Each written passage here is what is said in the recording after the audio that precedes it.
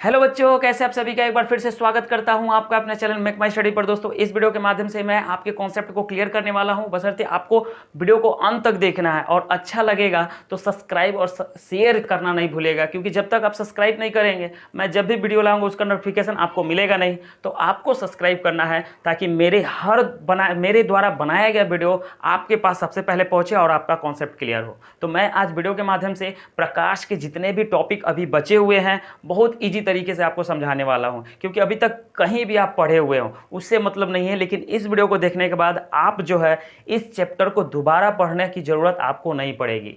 Clear है? तो आइए अब हम चलते हैं अपने टॉपिक की ओर बहुत ही मजेदार तरीके से। अब आइए हम समझते हैं अपने कॉन्सेप्ट को और बहुत ही मजेदार तरीके से आपको समझाने वाला हूं। उम्मीद करूंगा कि आप कॉपी और पेन लेकर बैठे होंगे। तो सबसे पहले समझिए कि प्रकाश का परावर्तन क्या होता है। सबसे पहले वर्ड को समझिए। जब तक आप किसी भी टॉपिक के हेडिंग को नहीं समझेंगे तब तक आप बार बार उस चीज को भूलेंगे। तो सबसे पहले मेरा मानना है कि आप टॉपिक के जो हेडिंग है उसको अच्छे से समझिए। जैसे कि परावर्तन वर्ड है।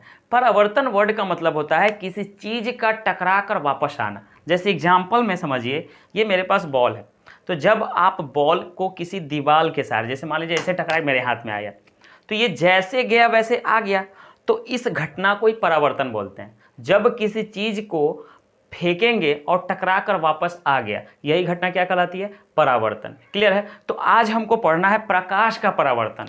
क्या पढ़ना है? प्रकाश का परावर्तन। तो प्रकाश का परावर्तन क्या होता है? जब प्रकाश किसी सतह से टकराकर उसी माध्यम में, जिस माध्यम में वो गया है उसी माध्यम में वापस लौट आए, तो ये घटना प्रकाश का परावर्तन कहलाता है। ये क्लियर हुआ?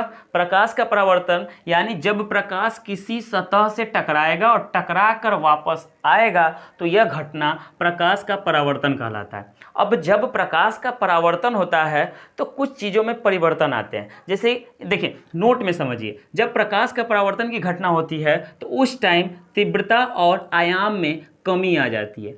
अगर आपसे क्वेश्चन पूछे कि जब प्रकाश की परावर्तन की घटना होती है तो बताइए तीव्रता और आयाम में कमी होती है या बढ़ोतरी, तो इस पॉइंट को याद रखिएगा और लिख भी लीजिएगा कि जब प्रकाश का परावर्तन होता है तो तीव्रता और आयाम में तो कमी आ जाती है, लेकिन तरंगदैर्ध्य और आवृत्ति में नो चेंज, यानी कोई परिवर्तन नहीं होता है। ये बात समझ में आ गई? दूसरा समझिए, अब परावर्तन के नियम जो होते हैं वो दो होते हैं। परावर्तन के कितने नियम होते हैं? दो नियम होते हैं।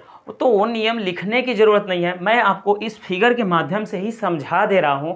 अगर आप फिगर को समझ लिए तो परावर्तन का नियम भी आप आसानी से याद कर सकेंगे। जैसे देखिए, ये एक प्रकार का चिकना सतह है और चिकना सतह को देखिए, यहाँ से कोई टॉर्च लिए और टॉर्च लेकर यहाँ से इसका कर रहा है, लाइट देखिए ये प्रकाश को मार रहे हैं, यहाँ गुजार रहे हैं, तो ये प्रकाश जा रहा है। तो जब जो प्रकाश इस चिकनी सतह से टकराएगा उसको आपतित किरण बोलेंगे। जो प्रकाश इस चिकनी सतह से टकराएगा उसको कौन सा रे बोलेंगे? आपतित किरण। इसी को बोलते हैं हम लोग इंसिडेंट रे। और जब जैसे ही आपतित किरण इससे टकराए और टकरा के देखिए उसी माध्यम में लौट गया, तो जो टकरा कर जो किरणें निकल रही है उसको बोलते हैं हम लोग परावर्तित किरण, यानी रिफ्लेक्टेड रे। तो देखिए, आपतित किरण के द्वारा बना कोण आई और परावर्तन, देखिए परावर्तित किरण द्वारा बना कोण आर, दोनों एक दूसरे के बराबर होता है। ये पहला नियम याद रख लीजिएगा। क्या होगा कि जब आपतित किरण के द्वारा ये कोण बन रहा है, इस कोण को किस नाम से? देखिए कोण आई, यानी इंसिडेंट को आई से लिख दिए, इसी तरह रिफ्लेक्टेड रे को आर से लिख दिए। तो आपतित किरण के द्वारा बना कोण आई और परावर्तित किरण के द्वारा बना कोण आर, दोनों एक दूसरे के बराबर होता है। तो नियम नंबर 1 हो गया। क्लियर है? फिर से देखिए, आपतित किरण के द्वारा बना कोण आई, परावर्तित किरण के द्वारा बना कोण आर, दोनों एक दूसरे के बराबर होता है। ये परावर्तन का पहला नियम है। दूसरा नियम क्या है? देखिए बच्चों, दूसरा नियम बहुत इजी तरीके से, देखिए ये एक प्रकार का किरण है। कौन सा किरण है? तो जो किरण पहले देखिए जो किरण इस सतह से टकराएगी उसको बोलेंगे आपतित किरण, यानी आपतित किरण और परावर्तित किरण तथा अभिलंब तीनों कहाँ है? तीनों एक ही बिंदु पर है। तो ये दूसरा नियम हो गया। फिर से समझिए, आपतित किरण, परावर्तित किरण तथा अभिलंब तीनों एक ही बिंदु पर है। तो ये आपका 1 और 2 नियम हो गए। तो ये परावर्तन के 2 नियम हर बार बोर्ड के एग्जाम में पूछा गया है। क्लियर है? इस बात को ध्यान से रखिएगा। अब कुछ पॉइंट आपको जो है ऑब्जेक्टिव में डायरेक्ट क्वेश्चन देखने को मिलेगा। जैसा कि पहला देख रहे हैं कि प्रकाशीय गेज परावर्तन के सिद्धांत पर कार्य करता है। अब आपके मन में आ रहा होगा कि आखिर ये प्रकाशीय गेज है क्या? तो देखिए, प्रकाशीय गेज एक प्रकार का कांच का बना हुआ एक तंतु है, ये क्या करता है, सिग्नल हो या सूचना हो एक स्थान से दूसरे स्थान को भेजने का काम करता है। तो प्रकाशीय गेज समझ में आ गया, किसी सिग्नल को या सूचना को किसी एक जगह से दूसरे जगह भेजता है। तो ये प्रकाशीय गेज किस सिद्धांत पे काम करेगा, तो वो परावर्तन के सिद्धांत पर कार्य करेगा। अगर आपसे क्वेश्चन पूछेगा कि प्रकाशीय गेज किस सिद्धांत पे काम करता है, तो परावर्तन के नियम पर। क्लियर है।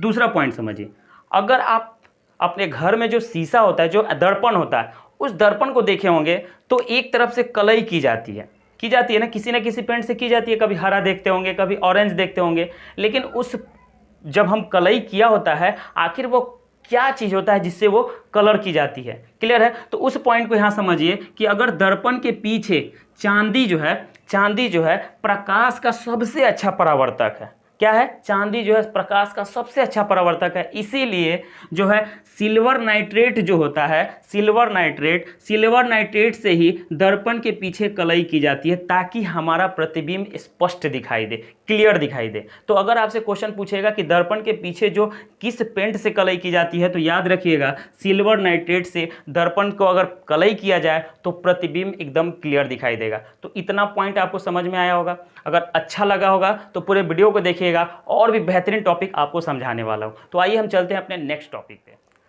आइए बच्चों, हम समझते हैं कि गोलीय दर्पण होता क्या है। हर बार क्वेश्चन पूछा जाता है, बहुत ही मजेदार तरीके से आपको समझाने वाले हैं। बस आप वीडियो में बने रहिएगा, और अच्छा लगेगा ना तो तन को शेयर कर दीजिएगा, ताकि जो है हमको एनर्जी मिलेगा, और जब हमको एनर्जी मिलेगा तो हम अच्छा ना टॉपिक लाएंगे और आपका कॉन्सेप्ट क्लियर करेंगे।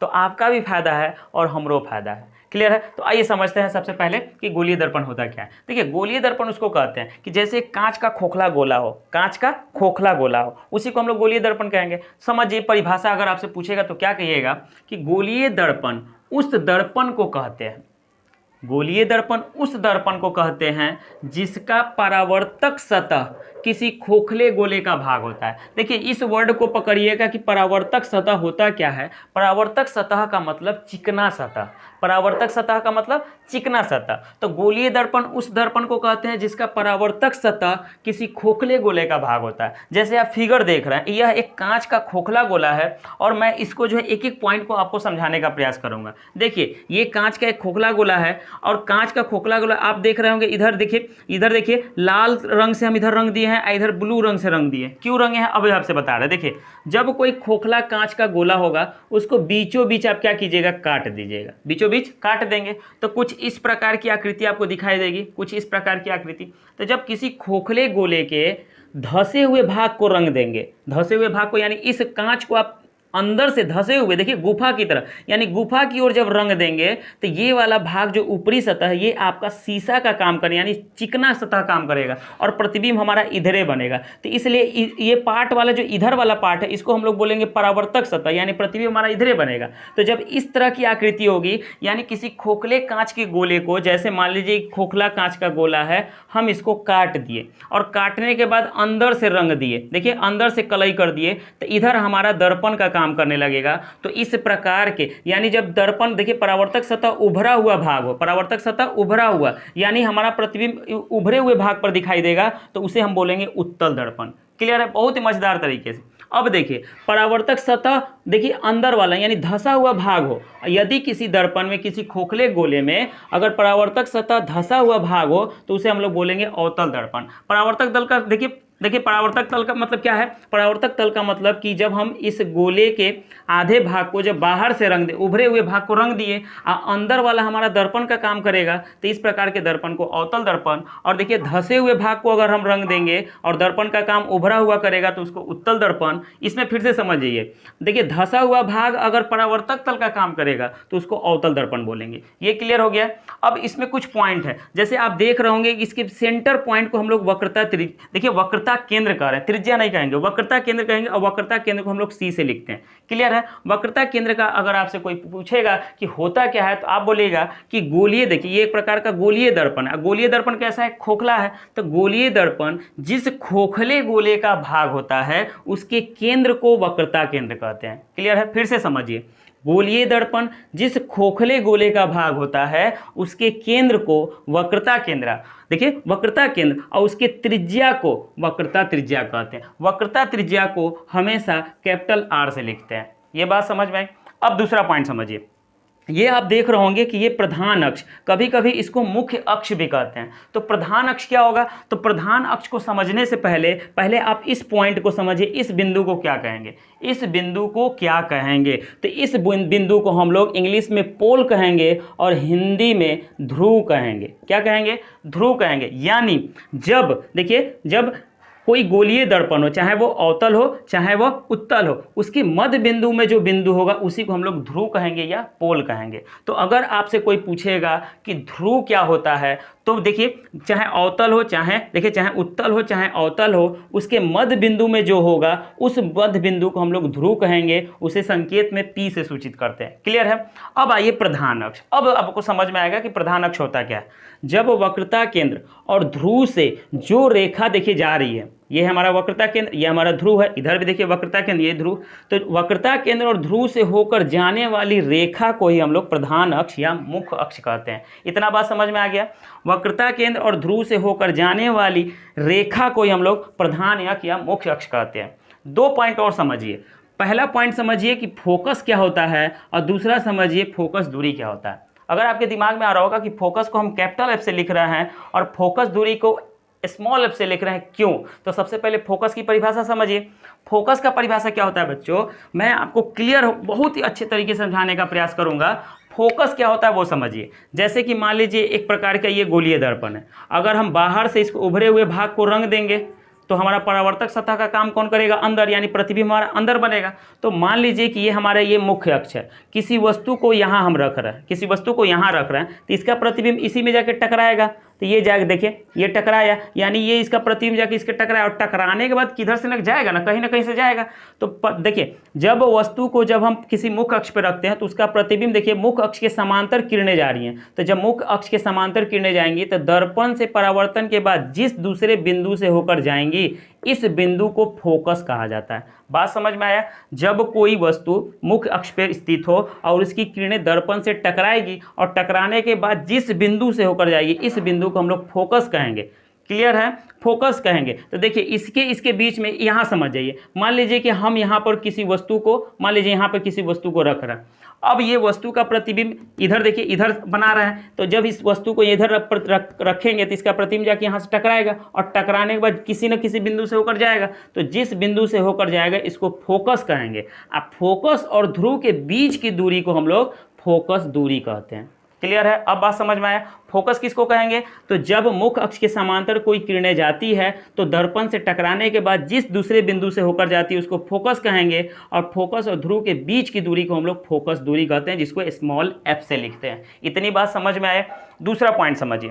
दूसरा पॉइंट बहुत ही मजेदार है। अगर आपसे क्वेश्चन पूछेगा कि बताइए वक्रता त्रिज्या और फोकस दूरी उत्तल दर्पण में धनात्मक होती है कि ऋणात्मक? ये बात तो आपसे अक्सर क्वेश्चन जब हम न्यूमेरिकल लगाएंगे तो इस बात को बहुत अच्छे से समझिएगा। देखिए अवतल दर्पण में जो होता है फोकस दूरी और वक्रता त्रिज्या दोनों ऋणात्मक होता है, यानी माइनस होता है। अवतल दर्पण में फोकस दूरी और वक्रता त्रिज्या क्या होता है? माइनस होता है, क्योंकि अवतल दर्पण में जो प्रतिबिंब होता है देखिए इस साइड बाएं साइड ही बनता है, इसीलिए फोकस दूरी और वक्रता त्रिज्या ऋणात्मक होता है। अब बात समझ में आ गया? अब उत्तल दर्पण की बात करें तो उत्तल दर्पण की बात जब हम करेंगे तो चाहे इसमें फोकस दूरी हो चाहे वो वक्रता त्रिज्या हो, ये दोनों का मान धनात्मक यानी पॉजिटिव होगा। ये आपको न्यूमेरिकल में बहुत ही जरूरी है जानना। और अब कई बार जो है ऑब्जेक्टिव क्वेश्चन में पूछा गया है कि बताइए अवतल दर्पण में फोकस दूरी और वक्रता त्रिज्या धनात्मक होता है कि ऋणात्मक? तो अवतल दर्पण में फोकस दूरी और त्रिज्या जो होती है वो ऋणात्मक होती है, और उत्तल दर्पण में फोकस दूरी और त्रिज्या जो होती है वो धनात्मक होती है। इतना बात समझ में आ गया? ये बात अगर समझ में आया होगा तो जरूर लाइक कीजिएगा, शेयर कीजिए और सब्सक्राइब कीजिएगा। और जितने भी टॉपिक बचे हुए हैं, मैं देखिए छोटा छोटा वीडियो ला रहा हूं ताकि आपका जो है ना कम टाइम में आप ज़्यादा से ज़्यादा सीख सकें। यही मेरे चैनल का पूरा मेन मुद्दा है, ताकि मैं जो है ज़्यादा से ज़्यादा आपको सिखा सकूं। बड़ा सा वीडियो बनाने से कोई फ़ायदा नहीं है, क्योंकि बड़ा वीडियो बनाते बनाते आधा बच्चे जो है कॉन्सेप्ट क्लियर होता ही नहीं है, और फिर पूरा वीडियो को अगर 1 घंटा का वीडियो तो 1 घंटा समय दे देते हैं, पता चलता है कि कोई कॉन्सेप्ट क्लियर नहीं हुआ। इसीलिए मैं छोटा छोटा वीडियो ला रहा हूँ ताकि आपका जो है टाइम बचे और ज़्यादा से ज़्यादा आप सीख सकें। इसी के साथ मैं आपसे रिक्वेस्ट करूँगा कि अगर आप मेरे चैनल पर नए हैं तो सब्सक्राइब जरूर कीजिएगा और इस छोटा सा परिवार को खूब बड़ा कीजिए। धन्यवाद।